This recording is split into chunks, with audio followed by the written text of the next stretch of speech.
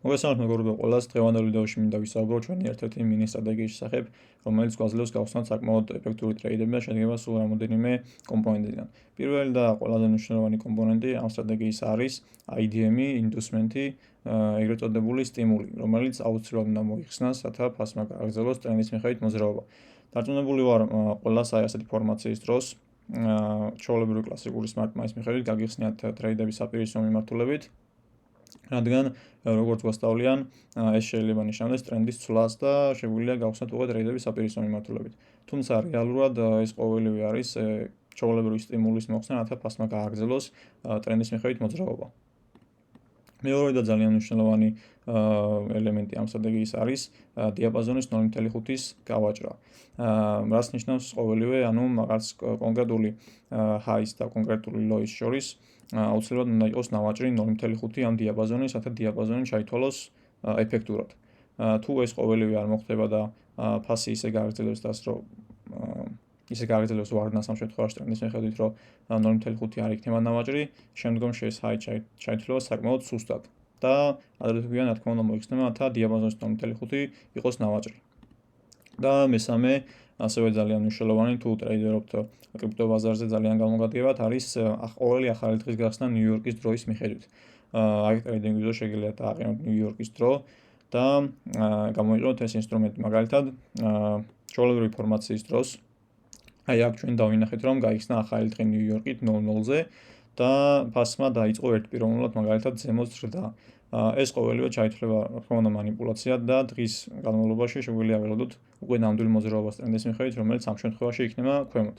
და ეს ყოველივე ასევე შეიძლება მოხდეს პირიქითაც ფასმა დაიწყოს მხოლოდ ერთპიროვნულად ვარდნა, ეს ყველაფერი ჩაითვლება მანიპულაციად და შემდგომ უკვე ველოდოთ ზემოცვლას, რაც იქნება ნამდვილი მოძრაობა. ამ ყოველივეს გაჩვენებთ ასევე ნამდვილ გრაფიკზე, რათა ყველაფერი ნათლად დაინახოთ, თუმცა მანამდე შეგახსენებთ, რომ ამ ვიდეოს წაგწერაში იქნება ჩვენი Telegram ჯგუფის ლინკი, ძალიან ბევრი საჭირო და საინტერესო ინფორმაციით აბსოლუტურად უფასო, ვისაც სურთ შეგიძლიათ გაწევრიანოთ, ლინკი აღწერაშია. ნამდვილ გრაფიკზე ეს არის Bitcoin-ის გრაფიკი, ძალიან ნათლად ჩანს ეს აი ამ მოკლე მონაკვეთში ძალიან ნათლად ჩანს ყველაფერი, რაც ის შესაძლოა ჩვენ ახლა ვისაუბრეთ. ხედავთ IDM-ის მოხსნას და შემდგომში უკვე ვარდნას, რაც აი ამ ავტომატურად აყალიბებს ახალ highs.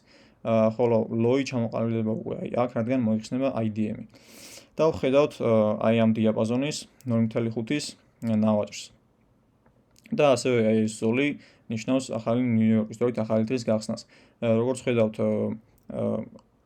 ფასმა დაიწყო ზემოთ ზრდა, თუმცა ეს ყოველივე შეგვიძლია ჩაგვეთვალა როგორც მანიპულაცია და აი 0.5-ის გავაჭრის შემდეგ ნახეთ ფორმაცია, როდესაც მოხდა ჩოჩი, ანუ ტრენდის ცვლა და მოიხსნა IDM-ის საპირისპირო მიმართულებით.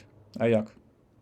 და გავხსნით ტრეიდი. შემდგომში უკვე ფასმა მორიგად მოხსნა IDM-ის, სადაც ასევე შეგვიძლია ტრეიდის გახსნა და ფასმა გააგრძელა უკვე შემდეგ ერთპიროვნულად ქვემოთ ცვლა ტრენდის მიხედვით. რა თქმა უნდა, ეს სტრატეგია მხოლოდ ამ სამი მინი კომპონენტიდან არ შემოიფარგლება. ეს სტრატეგია არის საკმაოდ უსაზღვრო და მოითხოვს ძალიან ბევრი ფაქტორის გათვალისწინებას, რომელიც შესახებაც ჩვენ ასევე გადავიღებთ ვიდეოებს და გამოვაქვეყნებთ. თუმცა კომენტარებში შევასრულებთ დაწერეთ, დაგაინტერესებთ თუ არა ამ სტრატეგიამ არის თუ არა მარტივი და შემდგომში უკვე გადავიღებთ ახალ ვიდეოებს. ეს მინის სტრატეგია კი და სამი კომპონენტი უკვე გაძლევთ ბაზას, რათა გახსნათ და ნახოთ მოიძიოთ ასე ვთქვათ სეტაპები გრაფიკზე. თუმცა აუცილებლად უნდა გაიცვალისწინოთ, რომ ეს ყველაფერი უნდა გამოიყენოთ კონტექსტში და რამოდენიმე ფაქტორი უნდა ემთხვეოდეს ერთმანეთს. მადლობა ყურადღებისთვის, დღეისათვის სულ ეს იყო.